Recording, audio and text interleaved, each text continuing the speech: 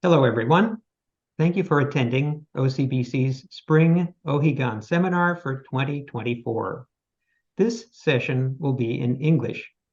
If you are looking for the Japanese language session, please find the link on our website, orangecountybuddhist.org/BEC. You will also find on our website a download button for the handout that Dr. Haneda has prepared to help you follow the lecture. Our speaker, Dr. Nobuo Haneda, is director of the Maeda Center of Buddhism in Berkeley. He has been a frequent guest speaker at BCA temples, including OCBC. The first lecture of his that I attended was exactly 16 years ago, and in it he spoke about the two types of obstacles, which is also his theme for today. Sensei, welcome. Okay, let's begin with Gassho. Namanda Butsu. Namanda Butsu. Namanda Butsu. Good morning, everyone. Jim, thank you for introducing me. And I met you 16 years ago. Huh? Wow, it seems like time flies. And anyway, first, I want to express my gratitude for inviting me to your temple. And I consider your invitation a tremendous honor. And I miss all of you, and I hope all of you are fine. And, anyway, recently, I had cataract operations on both of my eyes, and it turned so well, and I was so surprised. Everything was so beautiful, and the trees and the leaves and the flowers, everything looked so nice, and I'm very happy about this operation. But there's one thing sad about it. Every morning I look into a mirror. Every morning I look into a mirror and I see a face of a very old man. And I can see the many wrinkles on my face, actually. And I can see a loss of considerable amount of hair. That means I can see the expansion of my baldness. And so thanks to the operation, I can see everything so clearly. But anyway, this morning, I want to talk about a very important topic. The topic is a core issue in Shinran's teaching, the differences between the two types of obstacles, the passion obstacles and the dualistic thinking obstacles. I'm sure many of you are kind of intimidated by this topic when you saw it first time. And but as I said, it's a very important topic, and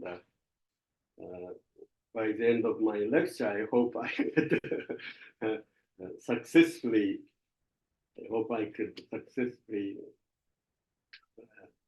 explain this topic. Okay, let's get into part one, the two types of Buddhism and two types of obstacles. When we start to study Buddhism, we tend to think that there is one type of Buddhism. We expect to study one set of doctrines or teachings, and although many people believe that there is one type of Buddhism, we have to know that there are two types of Buddhism.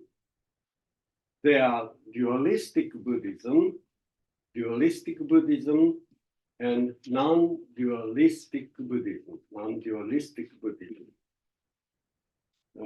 I believe the dualistic Buddhism is not authentic, and non-dualistic Buddhism is authentic.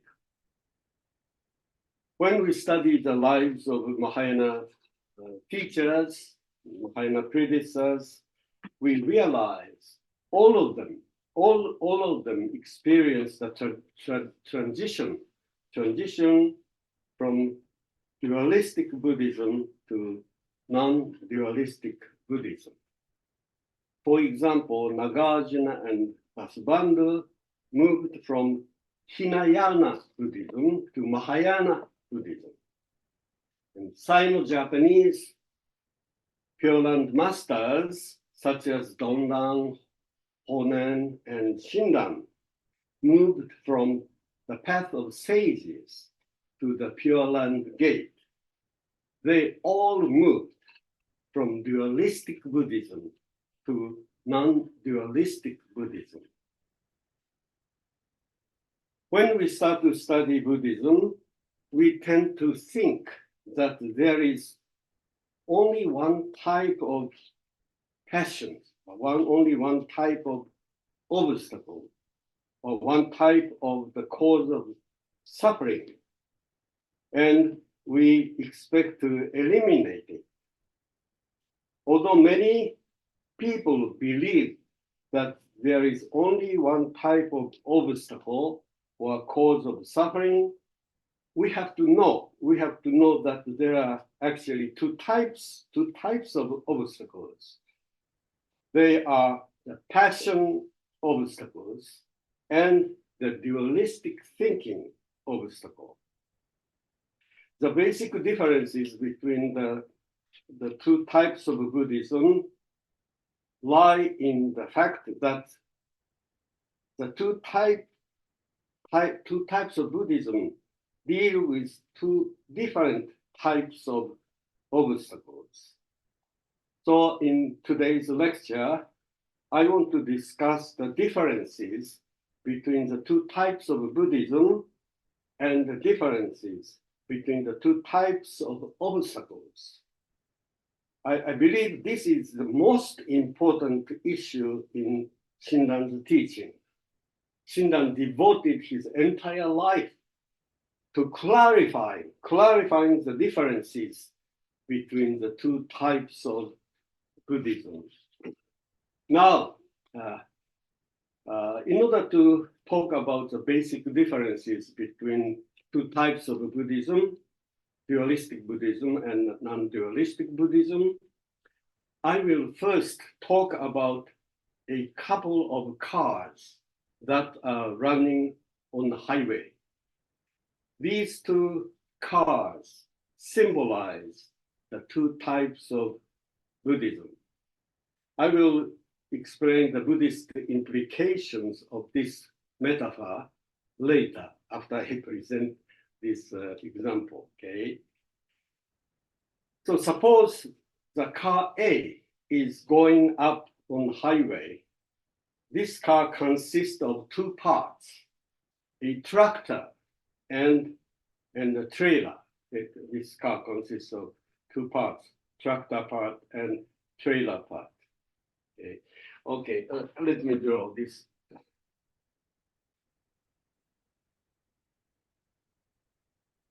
This is the trailer, okay? This is the tractor.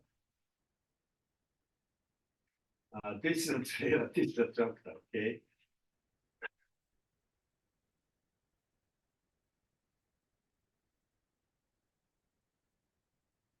So here, this is car A.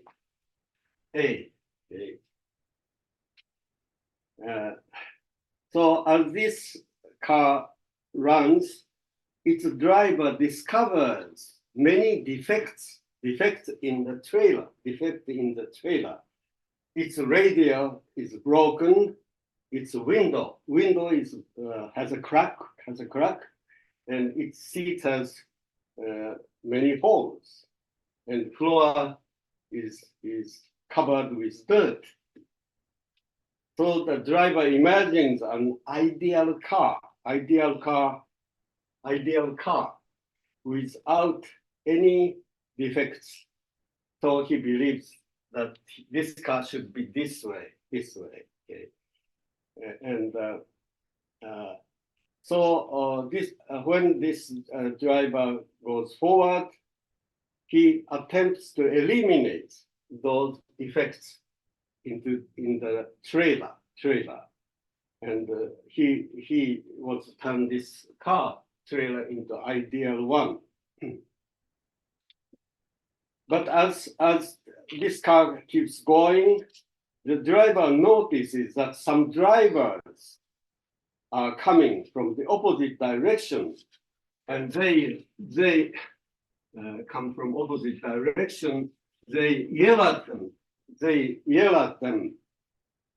Stupid, be careful. You are a dangerous driver. And this driver is shocked to hear those words. And of course, he shouts back at them. He says to them, "You crazy drivers, stop yelling at me." And this way, this car keeps going forward. Now, okay, this is the car A. Okay. Eventually, this symbolizes one type of Buddhism. Okay, I'm going to talk. And another car. Okay, another car.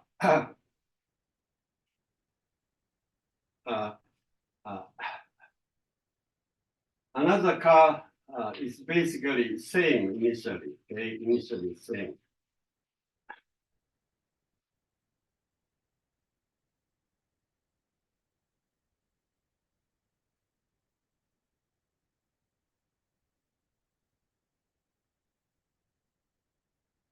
Okay,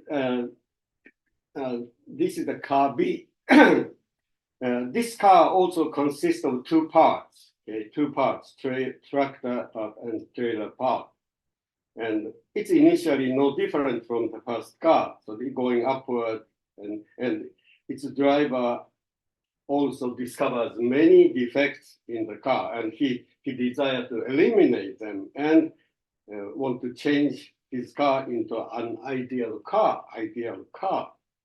And as this driver keeps going, this driver also encounters, the drivers who are coming from opposite directions. They shout at them, and he shouts back at them. Okay, and then something happens to the car B. Okay, he happens to meet this big car. Okay? Big car from the opposite direction, and this car consists of the two parts too. And the driver of this big car shouts at this driver, "Hey, stupid! You dangerous driver! You are going the wrong way. Look at the sign. And having heard these words from this driver, looks at the sign, okay, on the highway, and the sign says, "This is the right one way, downward. Okay, downward. This is the right way." And having seen this sign, this driver gets panicked. He gets panicked, and he immediately makes a U-turn. Okay, he makes this U-turn.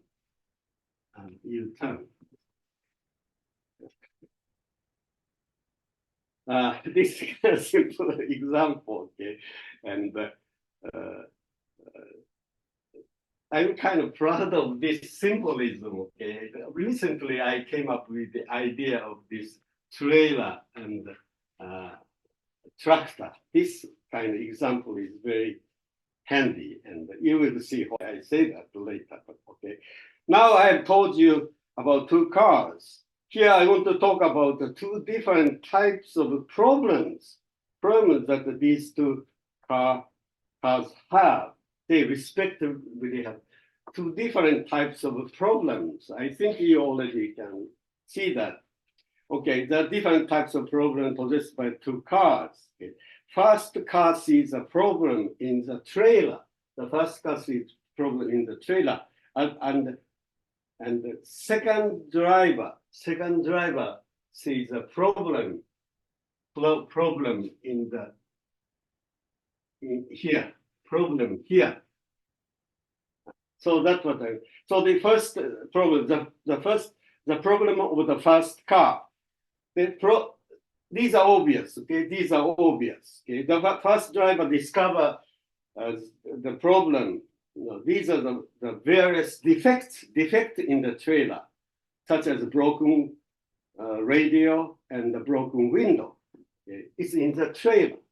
This driver discovers them, and he attempts to eliminate them.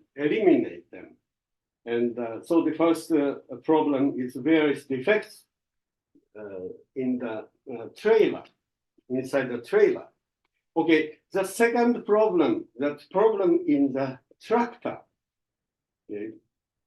The second driver discovers a more serious problem. It is not the defects in the trailer. Okay, he has defects in the trailer, but he discovers a problem about the tractor. This directional problem. This problem is much more serious than the first one. Okay. He realized he's going totally wrong way. This direction is wrong. The tractor is making a mistake. When he listened to the words of this big driver of the big car, he recognizes this directional problem. It's a partial problem, but this is an entire problem. Whole entirety of the car is going wrong way, upside down. And that's the differences. Okay. So now I talked about the two cars and the two different types of problems that these two cars have. Okay. Here I want to discuss the specific meanings of the two types of Buddhism that these two cars symbolize. Okay. So but please look at the bottom of page 1. Okay. So as I said, so that this card symbolizes dualistic Buddhism, and this card symbolizes non-dualistic. This card symbolizes non-dualistic Buddhism. Okay. So I spelled out the differences between these. So number 1 here. Okay. Bottom page 1. Dualistic Buddhism. Okay. This is based upon dualistic way of thinking. These pluses, okay, these are the plus, minus, and this is a plus. This is a plus. This is the minus. So this dualistic thinking divides all things evil and good, impure and pure, the cause of suffering and elimination of the suffering. See? So dualistic thinking always has the dualism, pluses and minus, good and evil, right and wrong, and pure, impure, see? Happiness and unhappiness. This is our common sense way of thinking. Okay? This is called the dualistic thinking. So dualistic Buddhism is based on dualistic thinking. And Shinran followed this Buddhism from his age 9 to 31. And generally speaking, Hinayana Buddhism belongs to this Buddhism.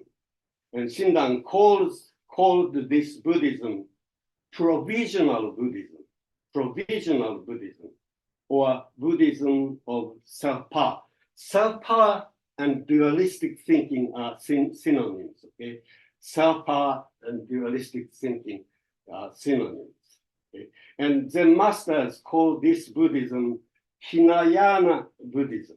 This is Hinayana Zen. Okay? There are two types of Zen, and Zen people talk about Hinayana Zen, Mahayana Zen. Okay? So anyway, that's what dualistic Buddhism is all about. Okay? Now this is this is non-dualistic Buddhism. This Buddhism is based upon the Buddha's wisdom. Okay? This is human wisdom. This is Buddha's wisdom. Okay? Buddha's wisdom is opposite, non-dualistic wisdom. Okay? And Shinran followed this. Okay, by the way, Shinran really want to age 31. This is not clear when he actually age-wise. We cannot tell when he made the transition. Okay, but this is what I guess this 31 to 90. Okay, so he talked about two types of Buddhism. And so Shinran followed this Buddhism from his age 31 to 90. Generally speaking, the Mahayana Buddhism belonged to this Buddhism. Shinran called this Buddhism true Buddhism. Shinshu means true Buddhism. Okay? This means non-dualistic Buddhism. That's Shinran called true Buddhism, or Buddhism of the other power. This is the Buddhism of self-power. And Zen masters call this the Mahayana Zen, or Tathagata Zen. Okay? This is a Buddhism of self-improvement. Okay? You see, self-improvement, self-betterment. But this is a Buddhism in which Shinran became dropout from this. This is a Buddhism of Mount Hiei. He became dropout, okay, when he met his teacher Honen. Okay, so in Shinran's life, there are two stages, two major stages, or two types of Buddhism. Our teachers, such as Shinran and Honen, teach that our teachers were initially no different from this driver. Okay? They followed this dualistic Buddhism, and they deeply trusted their dualistic values. Okay? And they thought they could clearly distinguish good and evil, right and wrong, pure and impure. And they, on the basis of these dualistic values, they engaged in the practices designed to eliminate evil and impurity. Okay? And they were, so in a sense, they were on the path of becoming sage or saint. Okay? That's the kind of Buddhahood they were seeking. But later they made this doubt. They started to doubt this direction. And when our teachers met their own teachers, they recognized the mistake they are making, and they made this 180-degree turn. Okay? So we can see the two types of Buddhism in all our teachers. Okay? And I now explained what the two types of Buddhism that the two cards symbolize. Now, I want to explain the meanings of the two types of problems. I already mentioned this is the one type of problem. Problem in the trailer. Okay? Trailer is a problem. Okay? But now, here, problem is not so much this problem in the trailer, but this head. Okay? This tractor has a problem. This directional problem. Okay? Tractor has problem. Okay? So actually, I'll explain this later, but this has something to do with mind problem. This has something to problem is this body. The Buddhism talks about mind problem and body problem. Two types of problem, two types of obstacles. Okay. Now, okay, they are spelled out in the next page. Okay, page 2. Page 2. The problem is so here. Okay, two types of problem. Here, okay. The first problem here, okay, this problem. The problem in the trailer, in the body, these are called the passions. The passions obstacle. Term is kind of technical, but this is the term Buddhism. And these are passions such as greed, anger, ignorance, doubt, and conceit. These passions are connected with the body, this body. And these obstacles accompany our life. They are inherent. So we are born, it's inherent in our body. We are born with these obstacles. Okay, that's the first type of obstacle. And although we can easily identify these obstacles as a problem, because anger and greed, you can see your anger and greed as problems. It's not so difficult to identify this problem. See, although we can easily identify this obstacle as a problem, we cannot easily destroy them. If you try to eliminate greed or anger, it's not easy to do that. Okay?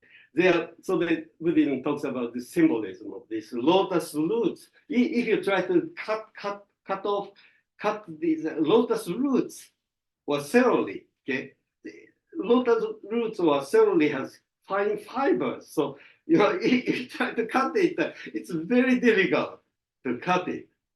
Easily recognized as problem, but it's very difficult to cut. That's the nature of these problems. Okay.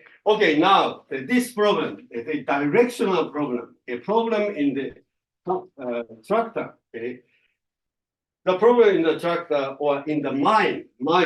Okay, the dualistic thinking. This is the dualistic thinking. This direction is the dualistic thinking. Okay, so it's also called to be known obstacle. Okay? And in other words, this acceptance and view, how we think, how we view. Okay? This mind and view are same thing. Okay? We think how you view as the same thing. So these are called the view sometimes called the view obstacle. Okay? Dualistic thinking obstacle and the view obstacle are same. So views such as dualistic thinking, dualistic view, okay, and the prejudiced view. Okay? We have some prejudices and taboo-based view. Okay? Taboo-based view. This view obstacle is connected with the mind. Okay, and we acquire this obstacle after our birth. Okay? So like taboo-based views or prejudices, we are not born with these views. Okay?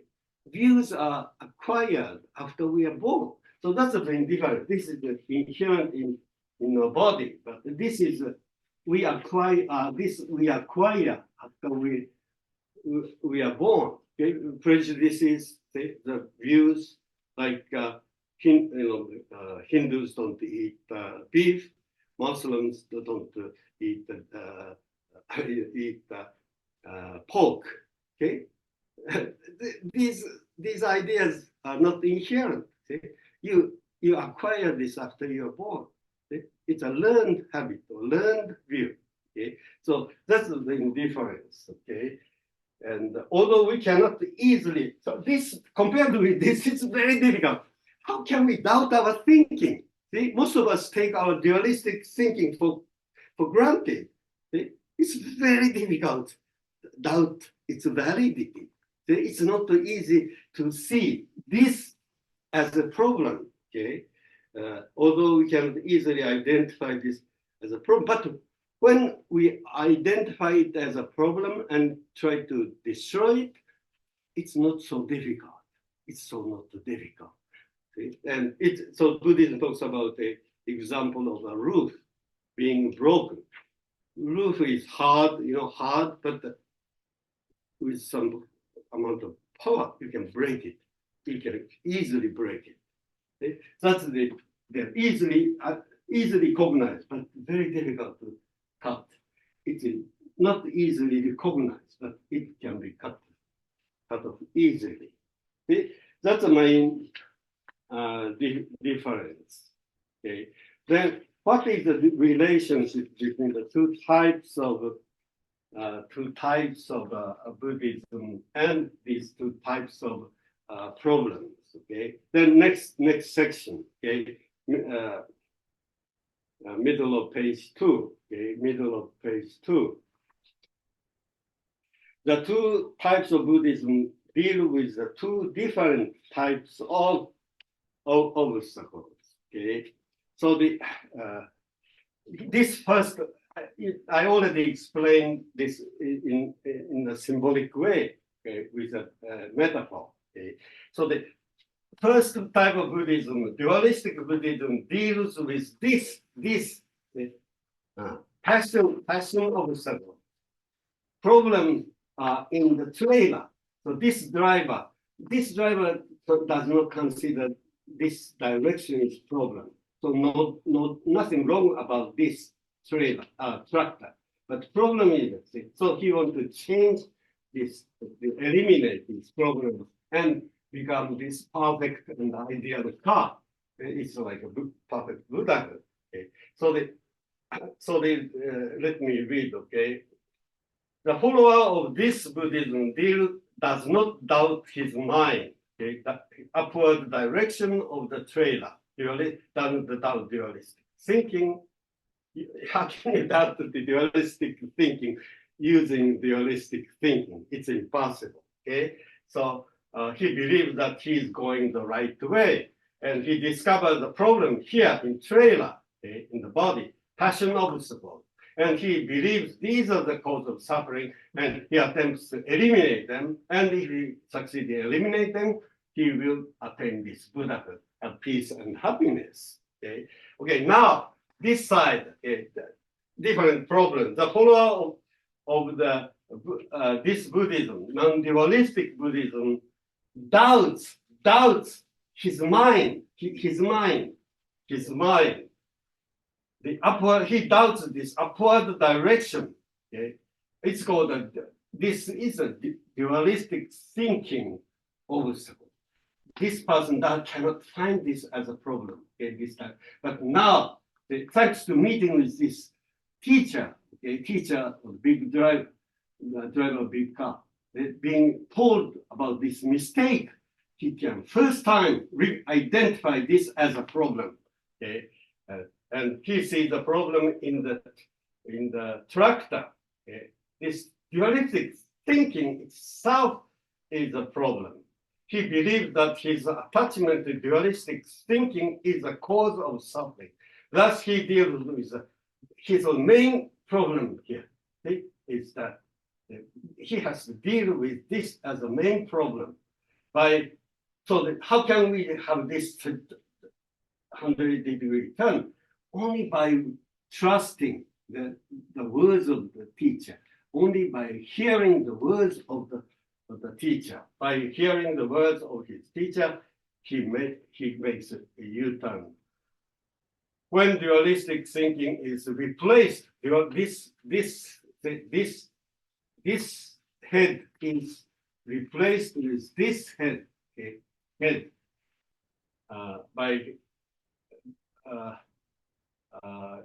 when he is replaced with the Buddha's non-dualistic wisdom, he returns to his original. This is the original direction. Somewhere along the line, this started to develop his attachment to this direction. But Buddhism says this is original direction. He recovers his original direction. Okay.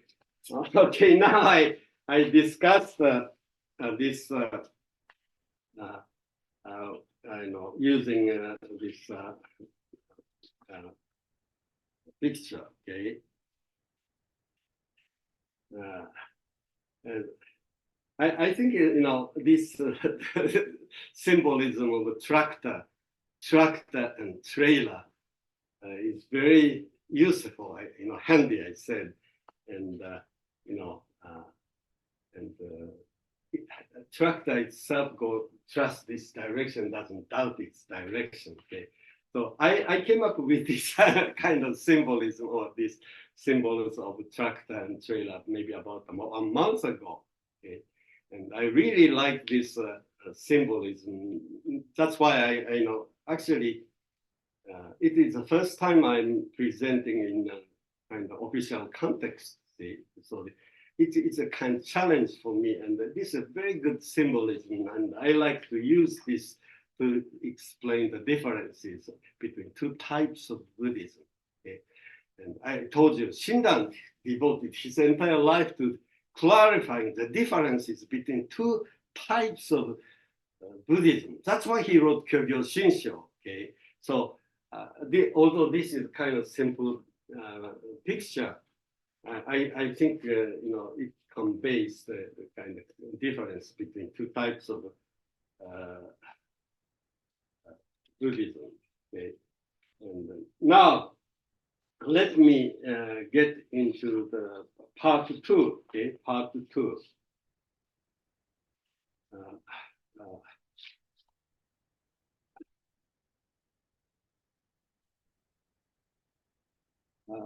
So I have to explain two types of Buddhism and two types of problems that two types of Buddhism deal with.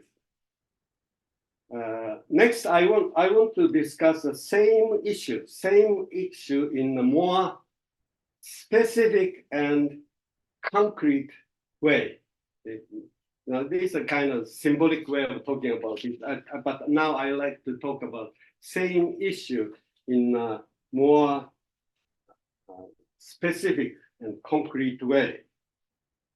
Here, I want to give you an outline of Shinran's view of human liberation. I will discuss how Shinran, as a Buddhist representing the second type of Buddhism, discussed his own liberation. And of course, it has universal implication too. Okay? So anyway, I want to present an outline of Shinran's view of human liberation. And concerning the second car, or the second type of Buddhism, the most important point is that this driver met with the driver of the big car, and his direction was totally turned around. Okay? This meeting. Okay? As far as the second type of Buddhism, non-dualistic Buddhism is concerned, the meeting with a teacher is the most important issue. Shinran considered the issue of meeting with a teacher most important. Whether the second car meet with the big car or not is the most important issue. Whether the car can make the U-turn or not, being challenged by the big car is the most important issue. When Shinran was 29, he met his teacher Honen. Shinran was the small car, and Honen was a big car. Because of this meeting, Shinran's Buddhism, as well as his life, were totally changed, turned around. And now we are getting the textual basis of Shinran's teaching. Okay? Shinran considered one passage in the larger sutra. Okay? One passage in the larger sutra, the most important text in all Buddhist literature. In all Buddhist literature, Shinran considered the larger sutra the most important. All of his Buddhist ideas come from this one text called Larger Sutra. And in this text, Larger Sutra, Shinran considered one passage the most important passage in the entire sutra. So this passage, one passage, is considered by Shinran as the most important text in all Buddhist literature. This passage that we are going to study describes not only Shinran's personal liberation, but also the liberation of all humanity. Shinran believed that this passage talked about the universal pattern, how humans are liberated. That's why he regarded this passage the most important. And so now let's study it. Okay, page 3. page 3. I kind of put some basic information here. I said something already, but it's redundant. But let me read. Okay, the following 9-line passage. I'm sorry. This should be this 8-line passage is the most important doctrinal basis of Shinran. This passage is found at the beginning of the second volume of the larger sutra. It talks about the fulfillment of the 3 vows, 17, 18, and 11. 3 vows, 17, 18, 11. Shinran read this passage in a very unique way, ignoring its traditional reading. So if you are interested in traditional way of reading this passage, there's I put the reference there, okay? And in this actually, this is a passage, if you are a student in a Jodo Shinshu University, this is the first thing you are required to memorize, okay? Because this is the essence of Shinran's teaching. Okay? So if you don't remember this essence of Shinran, you cannot go anywhere. Okay? So this is the first passage you are required to memorize in your study of Jodo Shinshu. Okay? So, okay, now I'll get, before we read this 8-line passage, I give you the kind of meaning, what Shakyamuni says in this passage. Okay, in this passage, Shakyamuni says that all historical teachers are now calling the name or praising the virtue of Amida Buddha. Having heard the name being praised by historical teachers, we all sentient beings can experience Shinjin, deep spiritual awakening and joy. And all of this takes place because Amida Buddha, a symbol for the ultimate truth, has transferred these virtues, among which the Buddha's non-dualistic wisdom is the most important to us in the historical context. When we aspire to be born in the Pure Land, we are immediately born there and attain the stage of non-retrogression. This stage means the stage that assures our eventual attainment of Buddhahood. I explain the meaning of attaining Buddhahood later. So now this is the content of the passage we are going to read. Okay. Now original text. Okay. Original text says, all Buddhas, Tathagatas throughout the 10 quarters, countless as the sands of the Ganges, are praising the inconceivable and majestic virtues of the Buddha of immeasurable life. That's so-called fulfillment of 17th vow. Now, fulfillment of 18th and 11th vow. When all sentient beings hear the name that is being said by the Buddhas in 10 quarters, they experience even one moment of Shinjin and joy. Amida directs his virtues to all sentient beings from his sincere mind. Being commanded to aspire to be born in the Pure Land, they immediately attain birth there. They dwell in the stage of non-retrogression. So this 8-line passage, okay, these are so many technical terms, and it's not easy for you. I'm sure it's not easy for you to understand.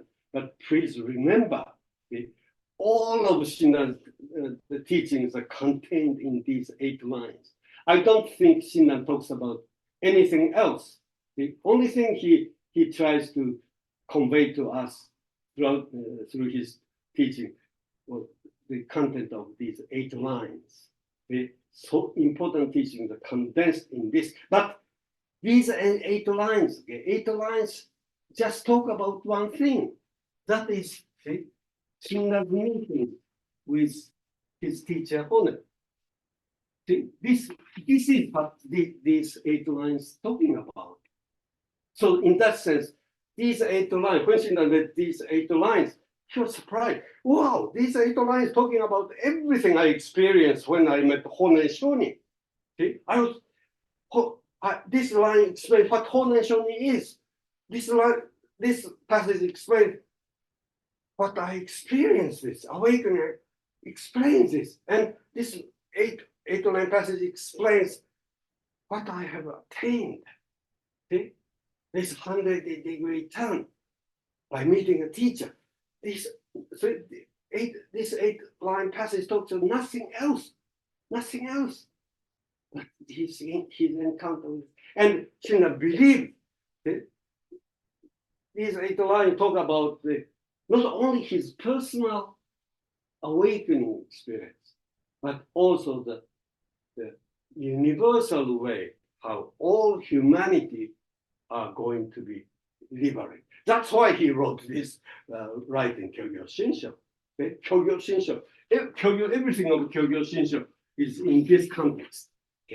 Everything, I have no doubt.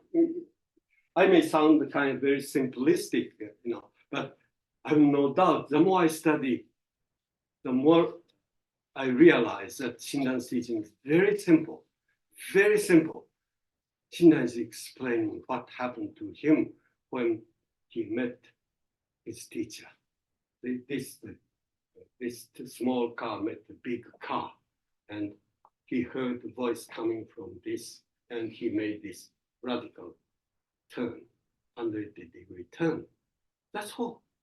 So the Shinran is saying, Shinran will tell us, if you, like me, meet this teacher who embodied the Dharma or the Buddha's wisdom, deeply impressed, awakening, that's all there is in Buddhism. That's all there is in Buddhism. Nothing else. See? Initially I thought the first 10, 20, 30 years of my learning Shinshu, I thought Shinran's teaching so complicated, so many difficult ideas come. But eventually I realized everything comes down to these 8 lines. So that's why I like to talk about it. Okay, I told you these 8 lines have so many technical terms. So I want to give you the interpretation and the meaning of those technical terms according to Shinran, how Shinran interprets them. Okay? So three things here. Okay? This is the fulfillment of the 17th vow. This is the fulfillment. Awakening is the fulfillment, and this is the 17th vow fulfillment. This Honen's appearance, and this hearing the words, and direction change. 3 things. This vow 17 means this existence or appearance of the teacher, and the words, and the 18 means hearing this word and awakening. Then 11 means this U-turn. This is it. See, that's all. And Shinran called this Kyo. Kyo is teaching. Teaching. This is the larger sutra. Okay? This larger talks about this. Okay? Kyo. This is the Kyo. Okay? Kyo. This is the larger sutra. And this is called Kyo. This is called Gyo. This is Gyo. Practice. Gyo. Shin. This is called Shin. This is called Sho. Okay? Kyo. Larger sutra talks about these 3 vows. Okay? That's all. This is called Kyo. Okay? Kyo. Shin. Sho. Okay? Kyo. Practice means doctor's practice, not our practice. Okay? Buddha's power working on us. Okay? The practice, not our practice. doctor's practice. Medicine given, so we receive this medicine, okay? And cure. This is doctor and medicine, and this Shin is taking this medicine and having this recovery. Okay? That's all. That's all. That's pure Shin Sho. See, Shinran doesn't talk about anything else. He wants to talk about this, the power that liberated him, how he was liberated. The medicine, how he took medicine. Taking medicine is important. Otherwise, even if there's wonderful medicine, you don't take it, nothing happens. They're taking medicine, then sickness cured. That's all he was to say. Simple, very simple. Okay? This is the core of Jodo Shinshu. Okay? Okay, now let me get into this, okay? This part, okay? First, we must meet with this big car, okay? So the fulfillment 17th bar, if you listen to this, 17th bar, wow, I'm sure you're intimidated by the fulfillment 18th, 11, I don't know anything about it. You are intimidated. But this means that something is realized. What's realized here? See, bottom of page 3, appearance of the big car. This is realized. See? And another thing realized is the shouting of the big driver. Two things are realized here. That's the content of the 17th vow. See? 17th vow, in 17th vow says, Dharmaka said, I want these historical teachers appearing, and I hope they have words shouting, okay, or calling. I want to have them words. That's what the 17th vow. Vow means desire. Dharmaka desired two things: appearance of the big driver, okay, teacher, and driver's shouting voice, teacher's calling voice. That's what realized.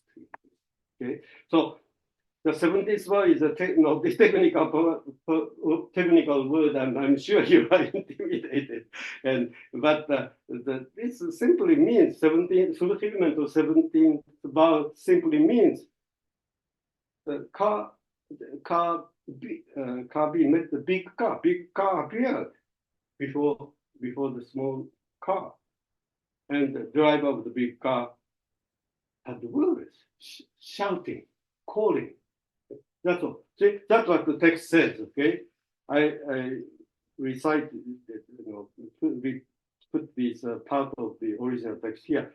All Buddha Tathagatas throughout the 10 quarters, countless as the sands of Ganges, are praising the inconceivable and the majestic virtue of the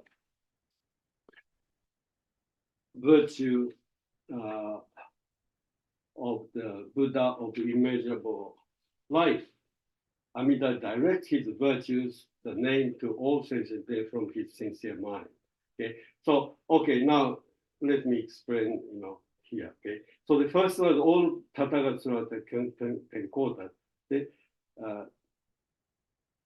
Shinran understands this as appearance of the historical teacher, such as Shakyamuni and Honen. Okay, this small car symbolizes Shinran. Okay, this big car symbolizes Honen. Okay, it could be any historical teacher. Okay, this is us and our teachers. Okay, so when the words Buddhas or Tathagatas are followed by expressions such as throughout the 10 quarters or throughout the 3 time periods. Okay? Throughout the 10 quarters, we refer to space. And throughout the 3 times, so we have the expression like Buddhas throughout the 3 times past, present, future. Okay? When words Buddhas or Tathagatas are followed by the expressions like throughout the 10 quarters or throughout the 3 times, okay? That means these Buddhas are historical Buddhas, historical teachers, because their existence is limited by space and time. Space and time. Like Amida Buddha is a symbol. So he is not a historical being. It's a symbol. Okay, transcends time and space. Okay? But Buddhas in history, like Shakyamuni, limited by space and time. Okay? So these Buddhas that qualified with the limited space and time means historical Buddhas. Okay, so for Shinran, this is Honen Shonin. Okay, now next, praising the inconceivable and majestic virtues of the. This means Shinran understands this as realization of the name. Name means Namamidabutsu. So the Shinran says these teachers. Okay, in the original context, this is driver say, shut down, stupid. See? You are going wrong way. See? Wrong way. You are not aware of the wrong way. Recognize this is the right way, and to make you turn. That's the meaning of Namamidabutsu. Okay? Namamidabutsu is a shouting voice of the Buddha. Okay? Namamidabutsu is said by our teachers. Okay? Usually we are taught that, we have to say Nama, Nama, Nama. That's not the right way of understanding it. Shinran says, Namu Amidabutsu is a shout, calling voice, coming only from Buddha's side. Okay? It's an imperative sentence. See? Turn around, turn around. You are going wrong way. See? Come this way. Namu means come this way. Amida's way means come to the Buddha's wisdom. Amida symbolizes Buddha's wisdom. Geshe-la says Amida is a symbol for light. What is light? Buddha's wisdom. Amida is a symbol for Buddha's wisdom. It is only Buddha's wisdom that liberates us. Amida doesn't, okay? Amida is a symbol, okay? See? We say Amida has the Buddha's wisdom. No.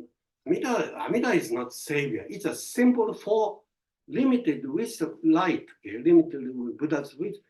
Please remember, okay? You see? The only thing that liberates us is wisdom, Buddha's wisdom, this direction. See? Our historical teachers are there to guide us to this right direction. This is the Dharma direction. This is the direction of Buddha's wisdom. See? Buddhism is teaching about wisdom, okay? Wisdom is the only thing that liberates. So in order to show the importance of the wisdom, exclusive importance of wisdom, symbols such as Amida were used, okay? Used, symbol. So wisdom liberates us. If you think, Amida-san, Savior Amida say, no, that's not Buddhism, okay? Amida is used. It's a literally device to show the importance of wisdom. So Shinran always said, Amida symbolizes the light. The light symbolizes wisdom. Wisdom liberates us. The human wisdom, attachment to our human wisdom deludes us, okay? Lead us to the wrong way. Our attachment to human wisdom, only the understanding and receiving Buddha's wisdom liberates us. Okay? Third power is human wisdom. Other power is Buddha's wisdom. Okay. Please remember, okay, Buddhism doesn't talk about anything else but wisdom. There are two types of wisdom: dualistic human wisdom and Buddha's non-dualistic wisdom. That's differentiate two types of Buddhism. Okay, that's the most important part of it. Forget about this personal image of the Buddha. Okay. If you think Amida is a savior, come to say, that's Christianity. Christianity, personal power of the God, savior saves us. That's Christianity. There's no place for that in Buddhism. Okay, this is a very important basic thing, and many people are confused about this. Okay, so okay, I was talking about this calling voice. Okay. So calling voice is this, praising the virtues. Okay? These teachers are praising the virtue means Buddha's wisdom is so wonderful. That's why you should go. Okay? Go to Amida Buddha. Go to the Buddha's wisdom. That's what they see.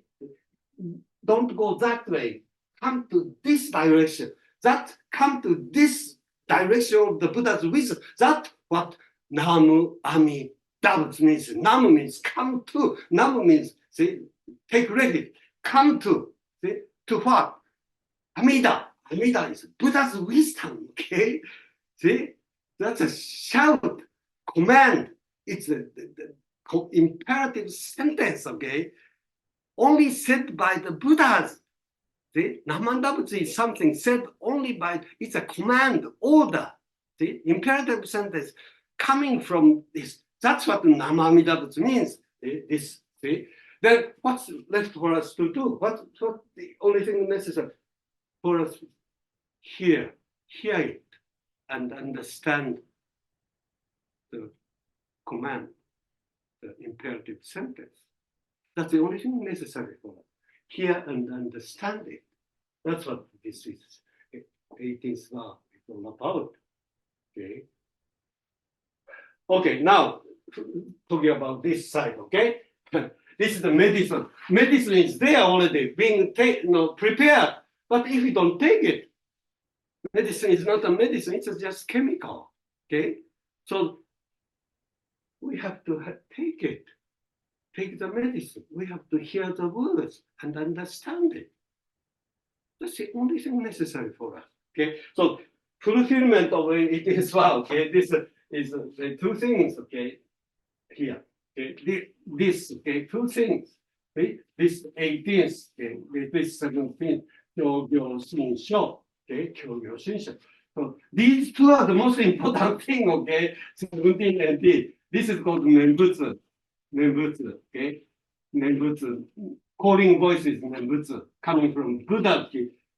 Come this way, come this way. This is a voice coming from here, okay? Buddha's voice is Menbutsu coming.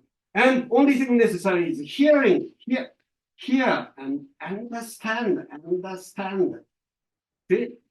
This is what this means. See? So this say, small car, driver, heard the voice coming from it and understood. And he recognized, I'm making a mistake. This is the wrong way. This is the right way. That's Shinjin awakening. And he turned around. This is the 11. That's Kyogyo Shinsho. This is called Shinjin. Shinjin. In Chodo Shinshu, these Menbutsu and the Shinjin are the two most important things. Okay? But taking medicine, it's inseparable. You can separate Menbutsu from Shinjin. Okay? These two vows are fulfilled simultaneously. If the medicine is there not taken, it's not medicine, it's just chemical. Okay? Medicine means it has a curing power. Unless you take it, the curing power doesn't work. Okay? These have to take place simultaneously. Okay? So here, fulfillment 18th vow, 18th vow. Don't be intimidated by these technical terms. Okay, see, this means meeting. This means 18th vow fulfillment means meeting the big car and hearing the calling voice and making a U-turn. These three things are fulfilled, realized. That's what it means. Okay? Small car met this hearing the calling voice, understand the calling voice, and make U-turn. That's what this means. Okay. So now here again, okay, the 18th vow. When all sentient beings hear the name, calling voice, said by all Buddhas in our historical teachers, okay. According to Shinran, this describes the importance of meeting with the historical teacher who embodied the name. The name means come to Buddha's wisdom. Okay, so the name embodied, symbolized the Buddha's wisdom. It also describes the importance of hearing and understanding the meaning of the words the driver hears. Okay? And so you must understand what our teachers are telling us. Teachers are telling us one thing. Okay? come to the direction of the Buddha's wisdom. You are going the wrong way, you are attached to the wrong thing, and they awaken the fact that another way, right way. You must make 180-degree turn. That's what the Nama, calling voice Nama without means. Okay. Okay.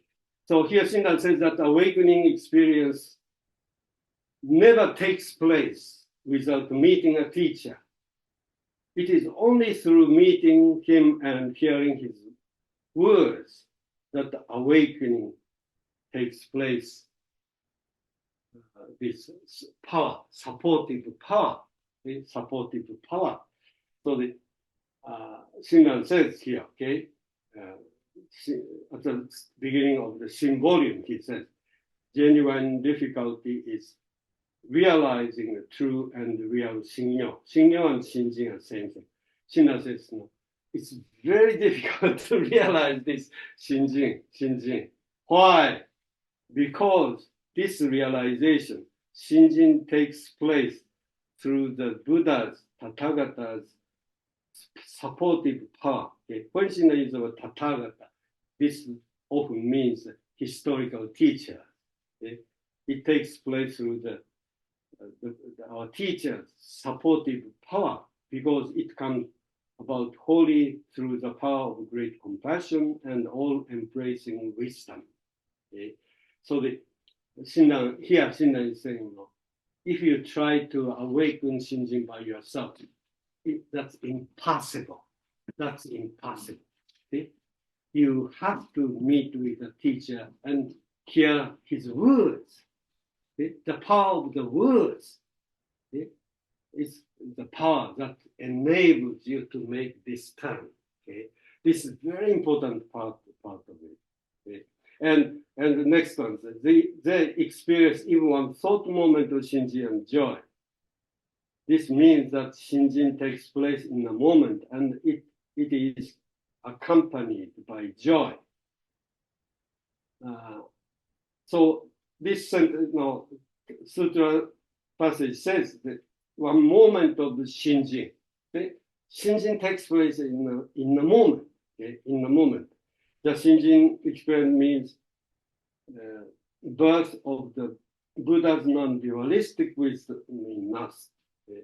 It means our spiritual basis. It means that our spiritual basis changes from dualistic thinking to the Buddha's non-dualistic wisdom.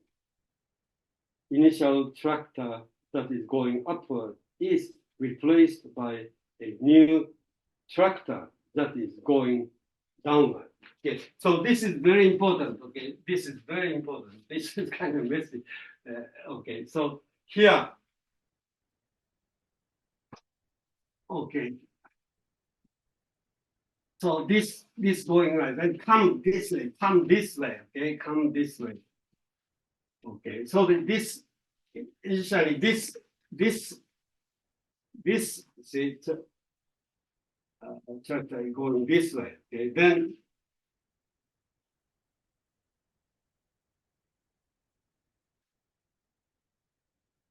when this driver here, still this tractor is taking initiative, okay, going this way, okay, but this kind of start to disappear. This confident, trusting this, have faith in this, okay, so going this way, but so by hearing the words here, okay, and this driver start to doubt this, so start to trust of this start to diminish here, okay? Diminish here, and this disappears here, disappears. This then this so when this disappears, this becomes stationary. See, this trailer itself cannot move either way, okay? Because of this pulling power. This removing this. This mind is telling this trailer to go this way. That's why following this mind. But now this mind, okay, the dualistic mind kind of started to disappear. Our attachment to then this kind of, it doesn't go either way. Then what happens is that, okay, here, this is come this way. Okay, this is the person of Buddha's wisdom. Okay, Honen. Shinran come this way. Then hearing this, okay, unexpectedly, this the small tractor start to appear here. Start to appear this. See? So this is a turning around. This is a turning around. Okay, so by hearing it unexpectedly, this is Buddha's wisdom. Okay, this is Buddha's wisdom.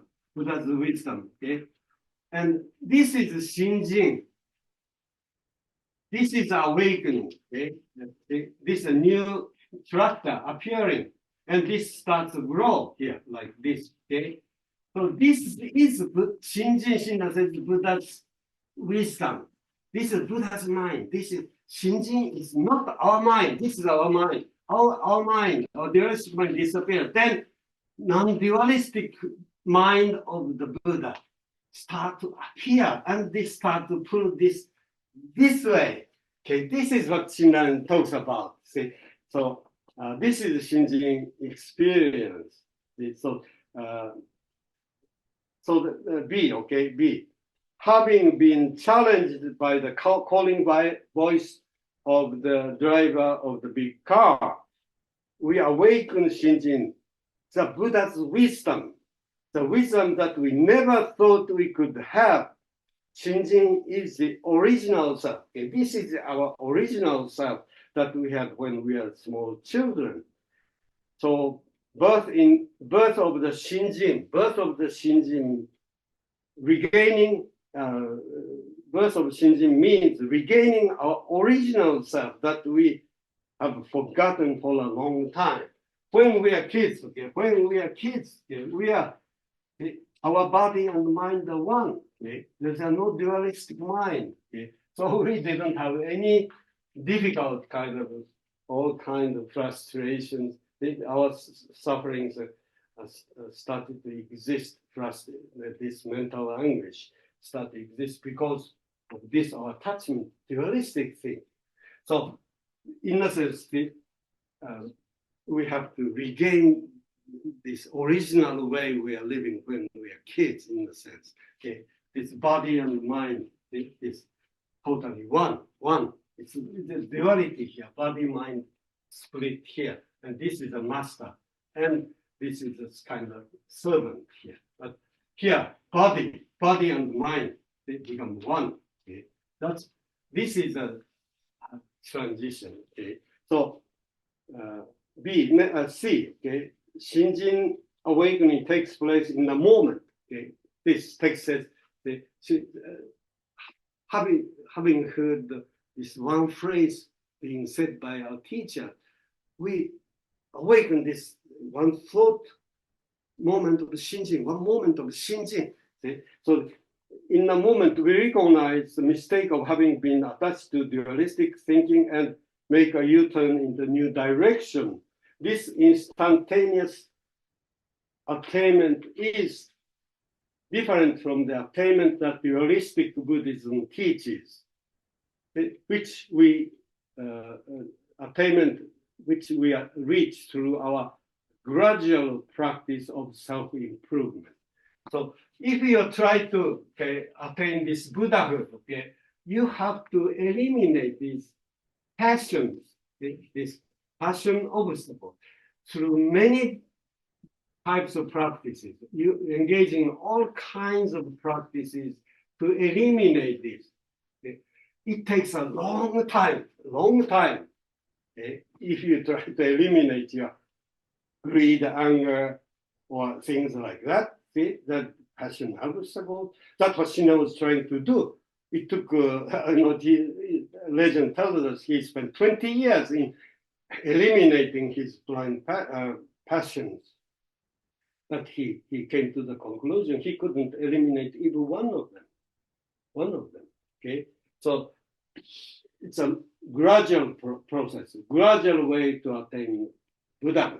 But here, the text says, and Shinran says, Shinjin takes place like a flash in a moment.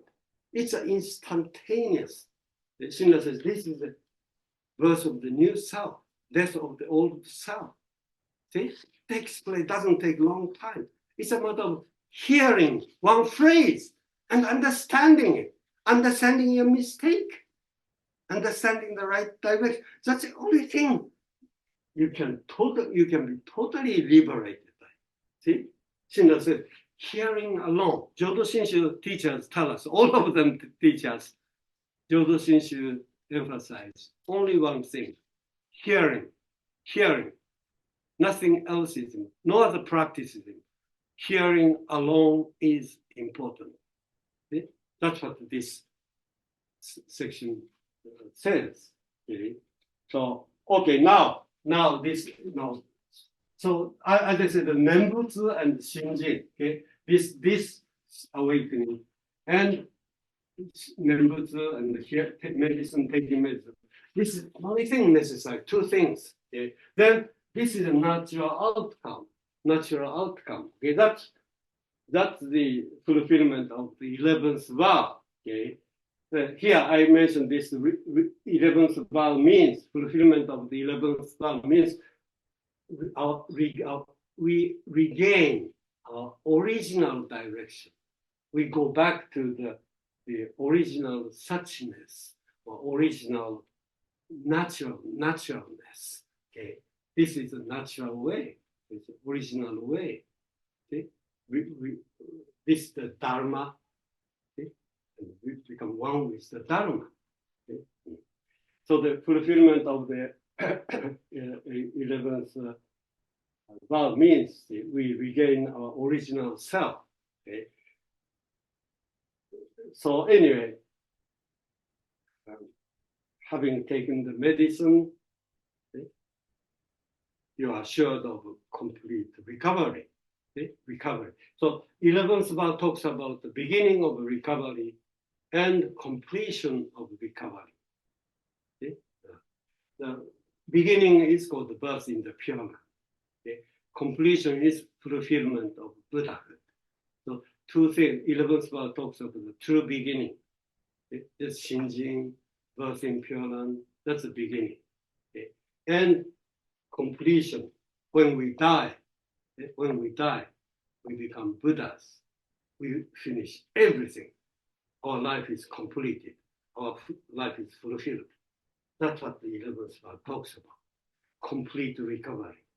See? So, okay, let me read this. Text is here. Okay, being commanded to aspire to be born in the Pure Land, they immediately attain birth there. They dwell in the stage of non-retrogression. Okay? So, Shinran says that it is the power of the name, calling voice, that makes sentient beings aspire for birth in the Pure Land. But traditionally, this section is read this way: when we aspire to be born in the Pure Land, okay? When we aspire to be born in Pure Land. Okay? But Shinran says being commanded to aspire. Do you see the differences? Traditionally, it read when we aspire to be born in the Pure Land. When we aspire, but Shinran is being commanded to aspire. Okay? Shinran says that we cannot aspire by ourselves. Okay? We cannot aspire to be born because our mind is tainted with our impure mind. We cannot aspire to be born in the pure place without receiving Buddha's mind, without being commanded to be aspired. We cannot aspire. So this is the kind of thing Shinran changes. The original says we aspire when we aspire, but no, we cannot aspire. We are commanded to aspire. Okay? So that's the difference. And they immediately attain birth there. Shinran interprets this as attaining birth in the Pure Land here now, at the very moment of Shinjin. Okay. This is the textual basis of Shinran's view, that we don't have to wait until the moment of death or after death to be born in Pure Land. Okay. this word immediately. The original word is then.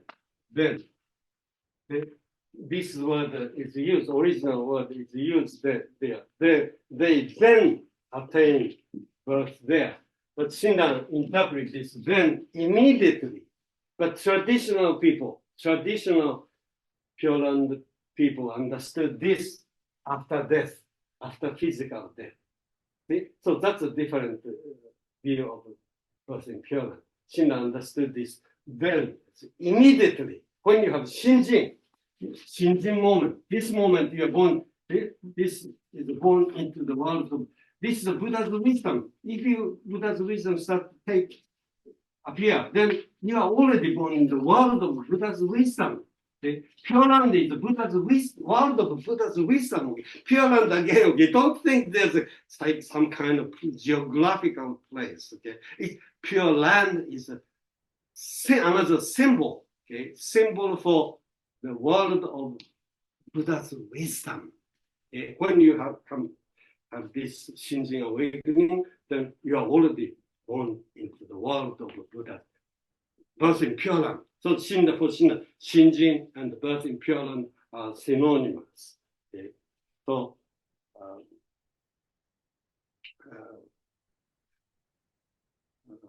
then number 3, that they dwell in the stage of non-retrogression. Shinran believes that attaining Shinjin, attaining birth in Pure Land, attaining the stage of non-regression are all synonymous. Okay, I mentioned that. They refer to the death of the old self and the birth of the new self. This is the true self. They all mark the true beginning of human life. They mean putting an end to deluded way of living and starting the new life of. So this birth in Pure Land, this start you become a constant seeker, dynamic seeker. Okay? So the birth in the Pure Land means becoming a participant in the true Sangha. Pure Land symbolizes the world of the wisdom. The Pure Land symbolizes the Sangha, or even Buddhist tradition, where we meet wonderful teachers and Dharma friends. Okay? So because we meet wonderful teachers and Dharma friends who are passionately seeking the Dharma in the Pure Land, in the Sangha, in the living Buddhist tradition, we are deeply influenced by their dynamic spirit, and we cannot help but becoming passionate seekers of the Dharma. See? Attaining the stage of non-retrogression means that, okay, it refers to that fact we become a very passionate seeker. And next, okay, number 4, okay, because the Shinjin person received the Buddha's non-dualistic wisdom that transforms the negative, the passion obstacles into positive virtues. He lives his life in a meaningful way. All negative things become indispensable conditions for the fulfillment of his life. This is very important. Okay, this is another important part of Shinran's teaching. Okay, because the Shinjin person received the Buddha's wisdom, non-dualistic wisdom. Okay, non-dualistic wisdom means, okay, this wisdom can see the meaning in all things, not only in positive things, but also in negative things. Okay? Non-dualistic wisdom means that the Buddha can see meaning in negative things. So this wisdom is called wisdom that transforms the negative into the positive.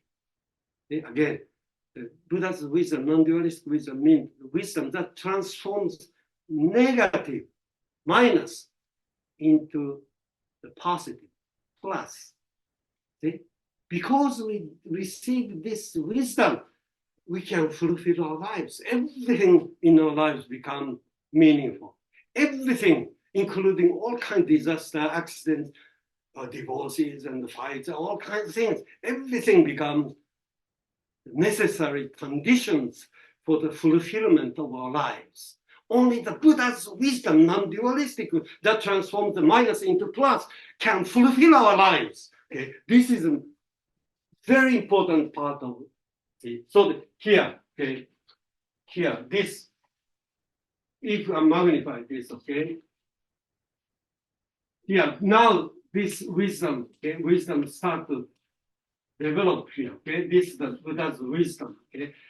This is the wisdom transforms the negative. These are the passions. These are hated, minuses, hated by this, and they want to eliminate it. But here, Shinran said, these passions don't have to be eliminated. And you cannot eliminate these passions. So long as you are alive, you cannot eliminate even one of these passions. All these passions are intact until you die. But Shinran says, if you receive this, Buddha's wisdom transforms the negative passions into positive.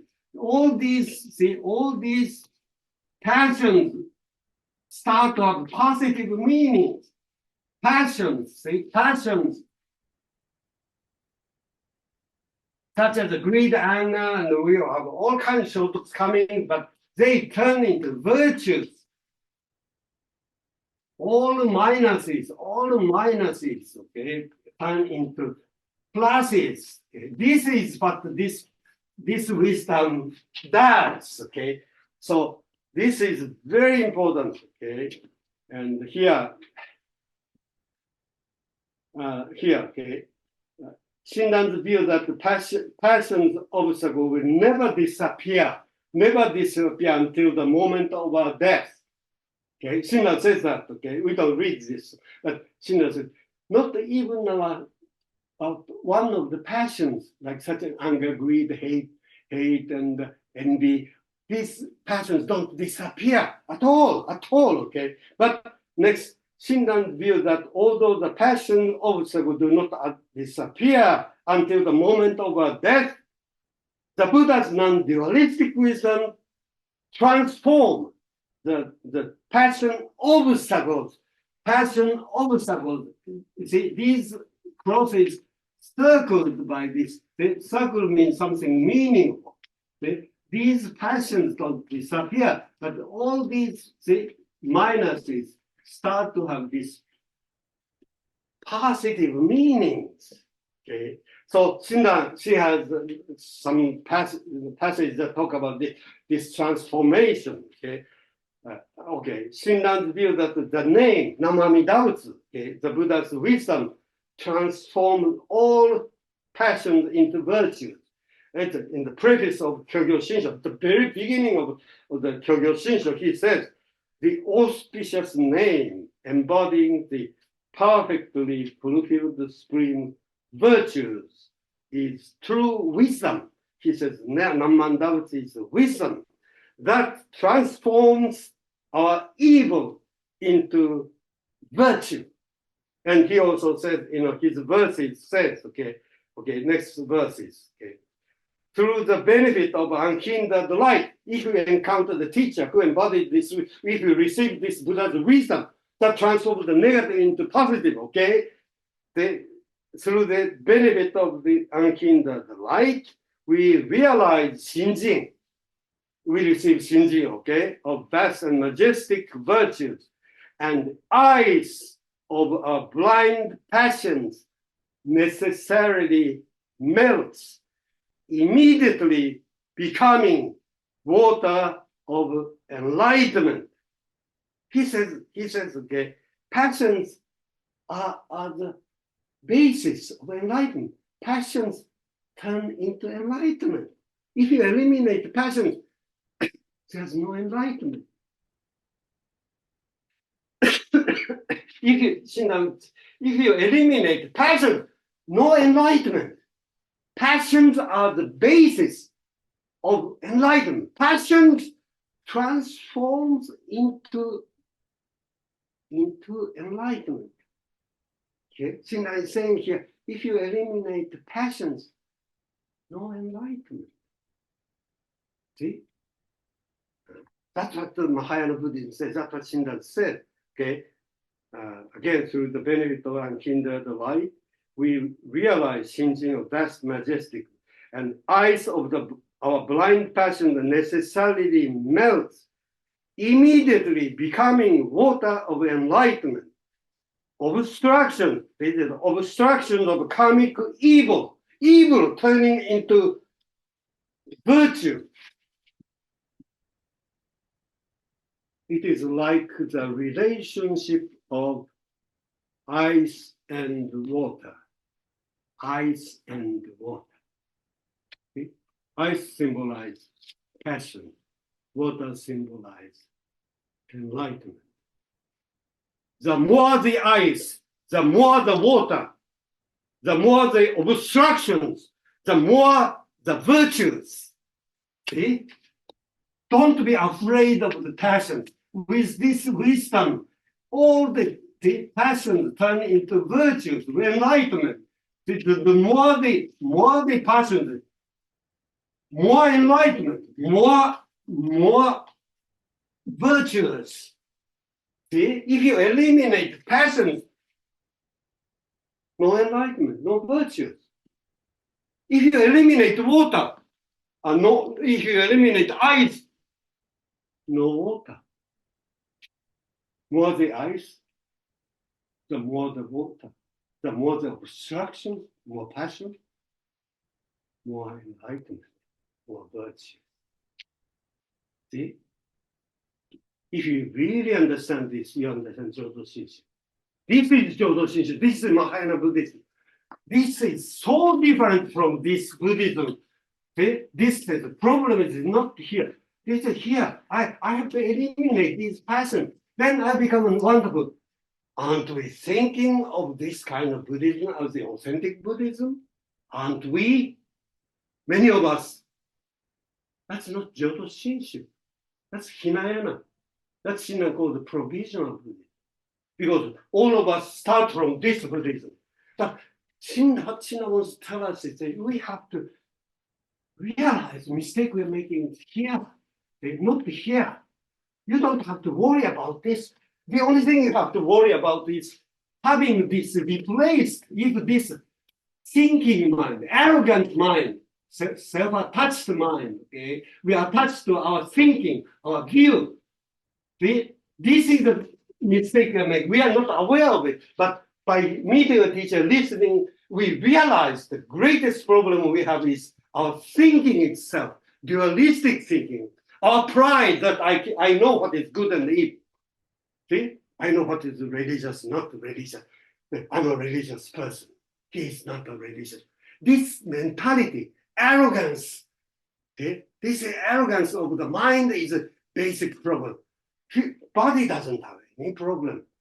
If this mind thinking, okay? This human thinking is replaced with Buddha's wisdom that transforms negative. You don't have to worry anything about these patterns. These are all transformed into. Okay? So that's why Jodo Shinshu deals with only our mind. Self-power means dualistic mind. Self-power means, Shinran said, calculating mind. Shinran said, self-power means twofold mind. Twofold mind. This twofold mind must turn into Shinjin. That is called one mind, single mind. Twofold mind must turn into single mind, non-dualistic mind, mind of the Buddha. Okay. So anyway, I also in the way of reading it's so such a wonderful verses. Okay. This is the most commonly cited verses in Jodo Shinshu lecture in Japan. Okay. Some people memorize this. Okay. These verses capture the essence of Jodo Shinshu. Okay. It is like the relation of ice and water. The more the ice, the more water. The more the obstructions, the more the virtues.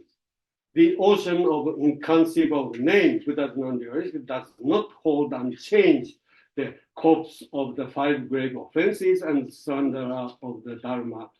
The myriad the rivers of evil acts on entering it become one in taste, see? Turn into oneness with the ocean of water of virtues.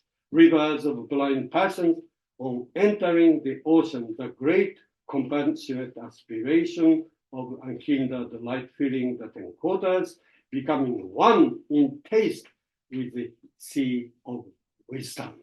See, that's what Shinran talks about. And the next one, the person who has attained Shinjin, the true beginning has the true ending of his life. He lives a very powerful and meaningful life, being full of joy and gratitude, and fulfills his life when he dies. His ending is called becoming a Buddha, attaining Buddhahood, or attaining Nirvana, Parinirvana, or attaining Amida Buddha. So Shinran, when we die, at the moment of our life, when we are moment life, thanks to the wisdom transformed, all the negative things we hated and wanted to eliminate, they turn these negative things into something meaning, all necessary conditions for fulfilling our life. Then we could die. We could die. We don't need another life. We don't need another life. We can fulfill our life. Our life becomes a full stop, completion point. That's what he calls when we die. The moment we die, we attain Buddha. Attaining Buddhahood means fulfilling our life, completing our life. And Shinran would say, without meeting the Buddha's wisdom, receiving it, how can we fulfill our lives? With human wisdom, dualistic wisdom, it's absolutely impossible to fulfill our lives. We can appreciate only pluses, good and happy and wonderful things. We hate negative things. Our life cannot be fulfilled. Okay, so this is another famous verse by Shinran. Not the verse, it's a passage. Because, okay, Shinran says, because sentient beings of the Nembutsu have perfectly realized the diamond-like mind, Shinjin of crosswise transcendence, they transcend and realize great complete nirvana.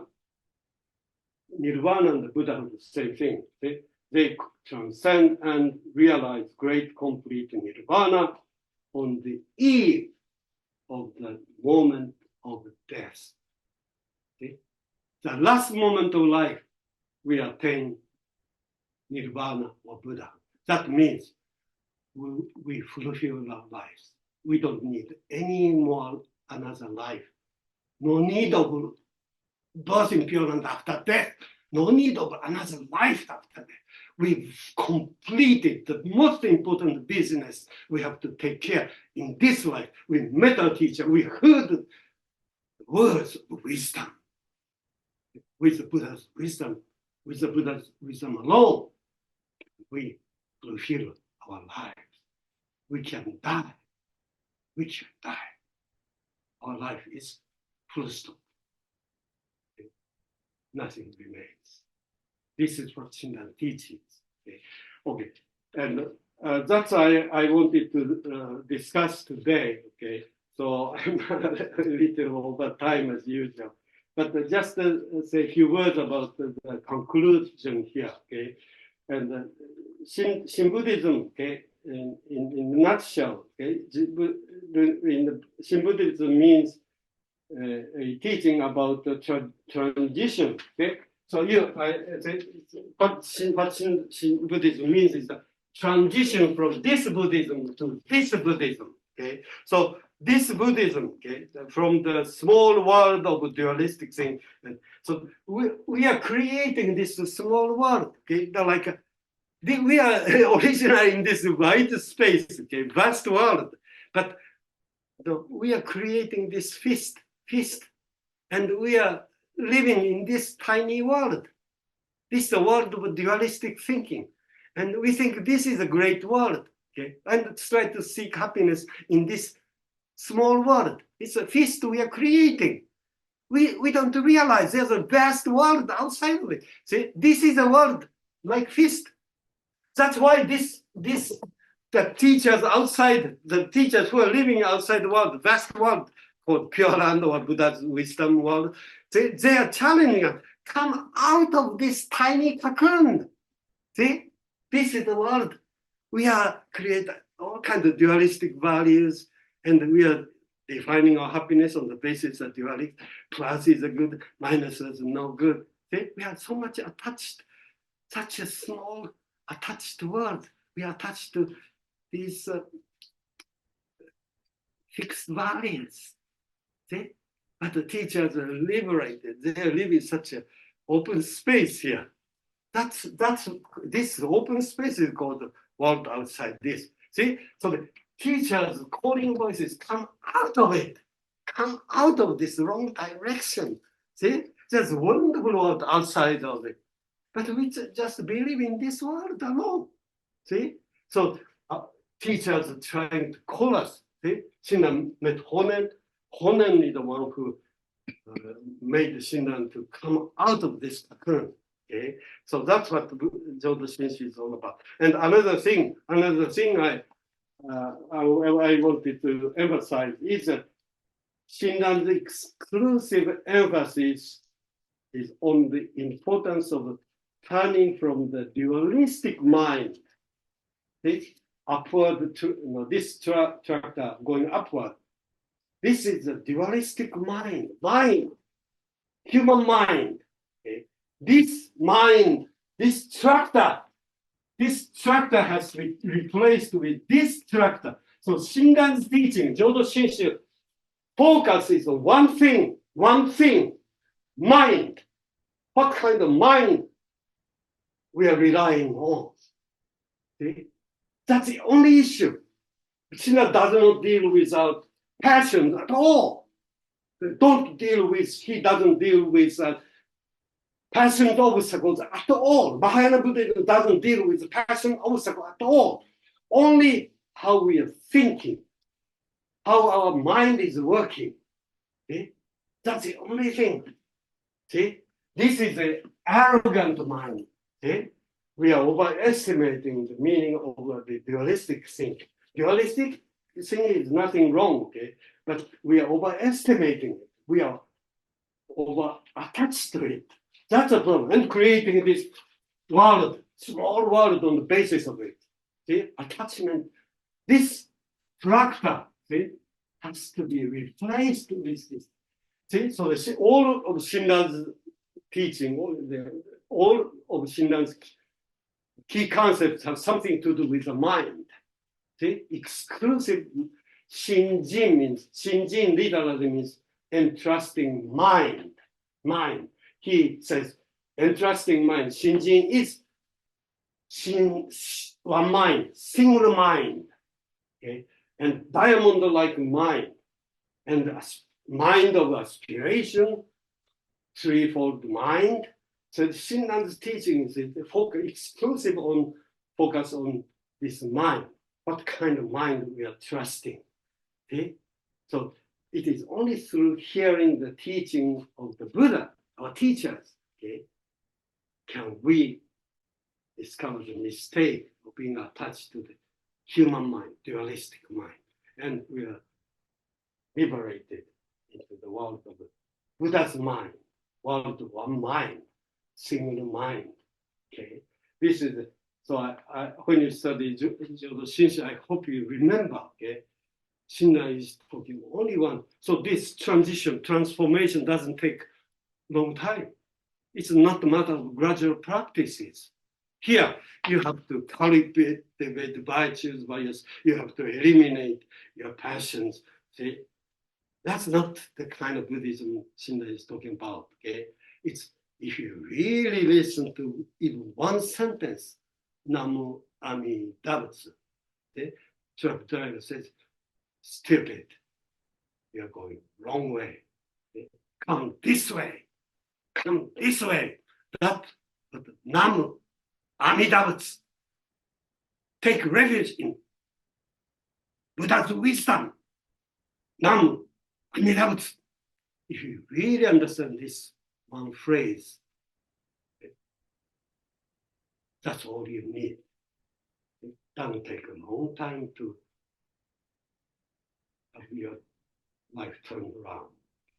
Okay, anyway, that's all I wanted to discuss. And sorry, I went so far 15 minutes.